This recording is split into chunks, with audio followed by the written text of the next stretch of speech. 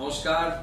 ব্রহ্মময়ী মা তারা তান্ত্রিক যোগাশ্রমের পক্ষ থেকে আমি শুভব্রত শাস্ত্রী আমার ছোট্ট ইউটিউব চ্যানেলের আধ্যাত্মিক অনুষ্ঠানে আপনাদের সকলকে স্বাগত জানাচ্ছি। যারা তন্ত্র সাধনায় আগ্রহী, মোবাইল সার্চ করছেন কিন্তু ভালো ভিডিও পাচ্ছেন না, ভালো গুরুর সন্ধান পাচ্ছেন। আমি গুরু নই, আমি একজন সাধক, কিন্তু আমি চাই ভালো সাধক তৈরি হোক। সেই উদ্দেশ্য নিয়েই আমার এই ছোট ছোট ভিডিও, বিভিন্ন বিষয় নিয়ে আলোচনা, তান্ত্রিক সাধনা, তন্ত্র সিদ্ধির উপর আলোচনা, মন্ত্র সিদ্ধির উপরে আলোচনা। তাই চ্যানেলটাকে অবশ্যই লাইক, শেয়ার, সাবস্ক্রাইব করবেন, অন্যকেও দেখার সুযোগ করে দেবেন, নিজেরাও দেখবেন। এবার বশীকরণের সিরিজ নিয়ে চলছে আলোচনা। এটা হচ্ছে বশীকরণ, তীব্র বশীকরণ সাধনার পার্ট 3। তীব্র বশীকরণ সাধনা পার্ট 3। কামরূপ কামাখ্যার বশীকরণ অতীতেও বলেছি। কামরূপ কামাখ্যার তীব্র বশীকরণ সিদ্ধি, স্বামী স্ত্রী বশীকরণ, প্রেম ভালোবাসার বশীকরণ, পরস্ত্রী বশীকরণ, পরপুরুষ বশীকরণটা করবেন না, এটাকে অ্যাভয়েড করবেন। কারণ এতে নিজের ক্ষতি হয়, নিজের শরীরের ক্ষতি হয়, নিজের কাজকর্মের ক্ষতি হয়, নিজের মন মানসিকতার ক্ষতি হয়। গ্রহ নক্ষত্রের দোষ কাটিয়ে নিয়ে কাজ করার পূর্বে আগে দেখে নেবেন সেই ব্যক্তি বা সেই স্ত্রীর কি সমস্যা রয়েছে, তার মাঙ্গলিক দোষ আছে কিনা, তার কাল সর্প দোষ আছে কিনা, যদি তার শনি 7.5 চলে, তার গুরুচণ্ডালী দোষ আছে কিনা, এই সমস্ত ধরুন 20 যোগ আছে কিনা, ছন্ন ছাড়া যোগ আছে কিনা, এই ধরনের জ্যোতিষের বিচারে আগে দেখে নেবেন যে তার এই ধরনের অশুভ দোষগুলো আছে কিনা। সেই দোষগুলোকে তন্ত্র মতে, ওই পাথর আংটি পরে কোনো কাজ হয় না, খুব সামান্য পার্সেন্ট কাজ হয়, প্রচুর টাকা চলে যায়। তন্ত্র মতে মন্ত্র শক্তি দিয়ে সেই দোষগুলোকে খণ্ডন করে তারপরে সঠিক বশীকরণ প্রয়োগ করবেন। বশীকরণ মন্ত্র প্রয়োগ করবেন, অবশ্যই ফল হবে। এবার বলছি বশীকরণ মন্ত্রের পার্ট 3, একটা তীব্র বশীকরণ সাধনার মন্ত্র বলছি।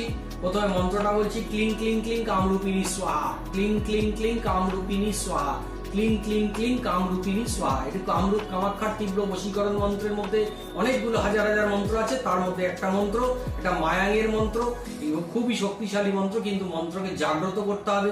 প্রথমে গুরুর অনুমতি, ইষ্ট দেবী দেবতার অনুমতি, গুরুদেবের অনুমতি নিয়ে সাধনা করবেন। 1,25,000 বার কম করে জপ করতে হবে রুদ্রাক্ষের মালায়। চণ্ডালের হাড়ের মালায় বা উটের হাড়ের মালায় যা জপ করেন, তারা মোটামুটি 50-60,000 জপ করলেই মন্ত্র জাগ্রত হয়ে যাবে, শক্তিশালী হয়ে যাবে।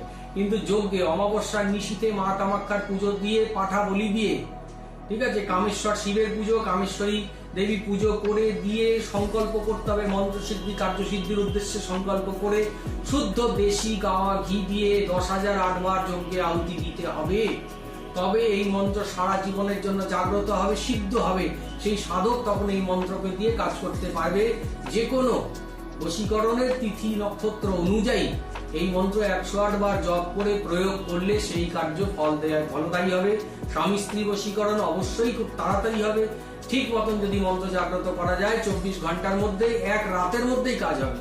হ্যাঁ, পৃথিবীর যে কোনো প্রান্তে কাজ হবে। 7 সমুদ্র 13 নদীর পার চলে যাবে মন্ত্রের পাওয়ার। আমেরিকা, অস্ট্রেলিয়া, কানাডা কোনো ব্যাপার না, পৃথিবীর যে কোনো প্রান্তে আপনি 24 ঘন্টার মধ্যে কাজ করে দিতে পারবেন, যদি আপনার সাধনার জোর থাকে, সাধনার শক্তি থাকে।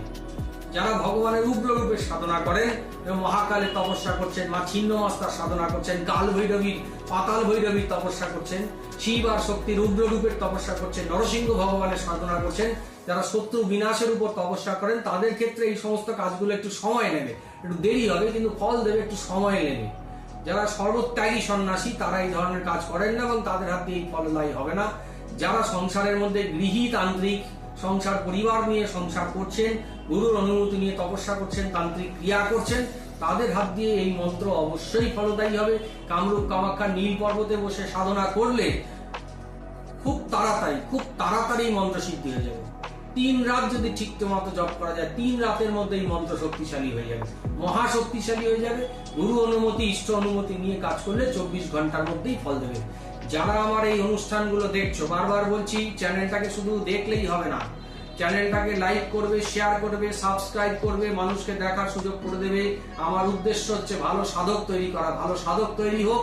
তন্ত্র নিয়ে অনেক উল্টো পাল্টা ভিডিও চ্যানেলে চলছে, কিন্তু আমি যে সমস্ত জিনিসগুলো দেবো, গুরুমুখী বিদ্যা, অথেন্টিক বিদ্যা, আমার তপস্যার দ্বারা অর্জন করা বিদ্যা, বহুমূল্য দুর্মূল্য বিদ্যা, টাকা দিয়ে ওগুলো পাওয়া যায় না।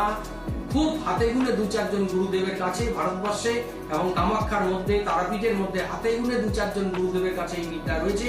আমি তোমাদের দিচ্ছি, যারা তোমরা ভালো সাধক তৈরি হও। চারিদিকে হাত রাখছ কিন্তু পথ খুঁজে পাচ্ছ না। তান্ত্রিকের বদনাম হচ্ছে, তান্ত্রিক সমাজের বদনাম হচ্ছে। তাই আগে ভালো করে নিজেকে তৈরি করো, তারপরে মানুষের কাজ করো।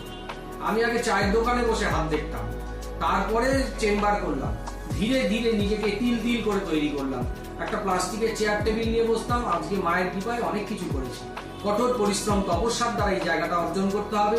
দীর্ঘ বছর তপস্যা, কম করে 12 বছর তপস্যা করলে তুমি একটা ভালো সাধক তৈরি হতে পারবে। সাধনার কোনো শেষ নেই, তপস্যার কোনো শেষ নেই। জীবন শেষ হয়ে যাবে কিন্তু সাধনা শেষ হবে না। 7 জন্ম তপস্যা করলেও সাধনার কোনো শেষ কুল কিনারা খুঁজে পাওয়া যায় না। তাই আমার এই আধ্যাত্মিক অনুষ্ঠান বা এই চ্যানেলের অনুষ্ঠানগুলো যারা দেখতে চাইছো তারা চ্যানেলটাকে অবশ্যই শেয়ার করবে, সাবস্ক্রাইব করবে, লাইক করবে, সকলকে দেখার সুযোগ করে দেবে।